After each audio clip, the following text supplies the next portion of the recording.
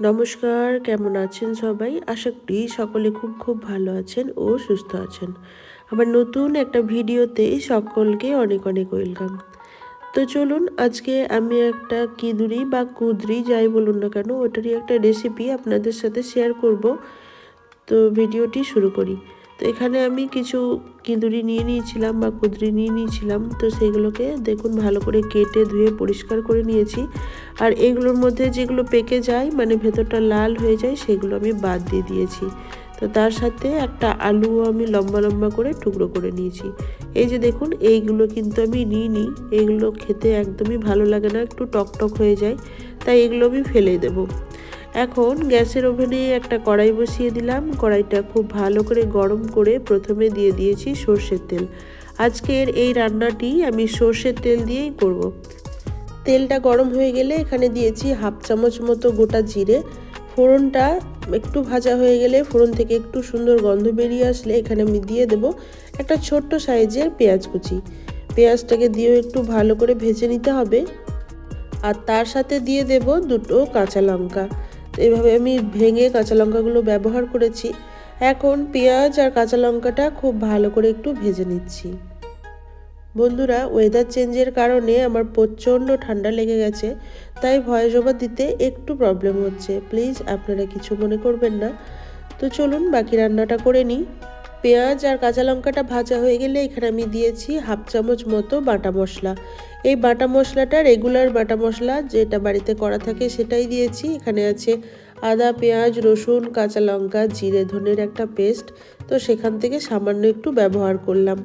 এবার দিয়ে দেব একটা টমেটো কুচি। টমেটোটা লম্বা করে ফালি করে রেখেছিলাম, সেটাই ব্যবহার করলাম। এবার কিছু বেসিক গুঁড়ো মশলা দিয়ে দেব, যেমন হচ্ছে লঙ্কা গুঁড়ো, হলুদের গুঁড়ো, আর তার সাথে দিয়ে দেব পরিমাণ মতো লবণ। দিয়ে সব কিছু একটু ভালো করে ভেজে নিতে হবে।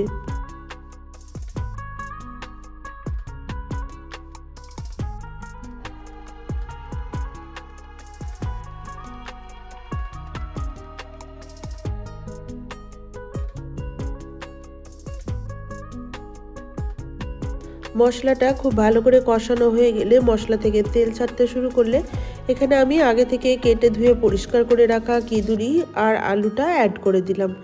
এবার সব কিছু একটু হালকা হাতে ভালো করে মিশিয়ে নেব, তারপর ঢাকা চাপা দিয়ে রান্নাটা হতে দেব।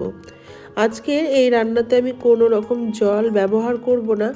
এই লবণ দেওয়ার কারণে কিঁদুরি বা আলু থেকে যে এক্সট্রা জলটা বের হবে সেইটাতেই কিন্তু পুরো রান্নাটা খুব ভালো করে হয়ে যাবে, মানে আলু আর কিঁদুরিটা খুব ভালো করে সেদ্ধ হয়ে যাবে।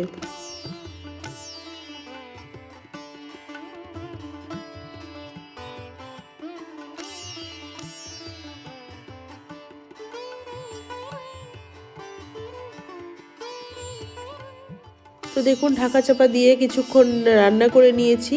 গ্যাসের ফ্লেমটা কিন্তু একদম লোতে রাখতে হবে। মাঝে এভাবে ঢাকনা খুলে একটু নাড়াচাড়া করে দেব, আবারও ঢেকে দেব। এভাবে ঢেকে রান্নাটা করে নিতে হবে, তাহলে কিন্তু এই রান্নাটার টেস্ট অনেক ভালো আসবে।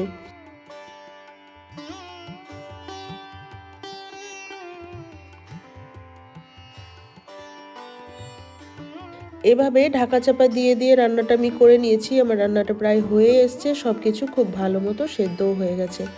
7 থেকে 8 মিনিট সময় নিয়ে রান্নাটা করে নিয়েছি। এখন দেখুন গ্যাসের ফ্লেমটা আমি মিডিয়ামে রেখে সব কিছু ভালো করে নেড়েচেড়ে মিশিয়ে নিচ্ছি। এখন একদম শেষের পর্যায়ে আমি এখানে দিয়ে দিলাম সামান্য একটু চিনি স্বাদের ব্যালেন্সের জন্য, আর দিয়েছি কয়েক টুকরো ধনেপাতা কুচি। ব্যাস, এখন সব কিছু আবার একবার মিশিয়ে নেব, তারপর রান্নাটা চলুন আপনাদের পরিবেশন করে দেখাচ্ছি। গরম ভাত, রুটি, পরোটা আপনারা সবার সাথেই কিন্তু এই রান্নাটা সার্ভ করতে পারেন, খেতে কিন্তু দুর্দান্ত লাগে।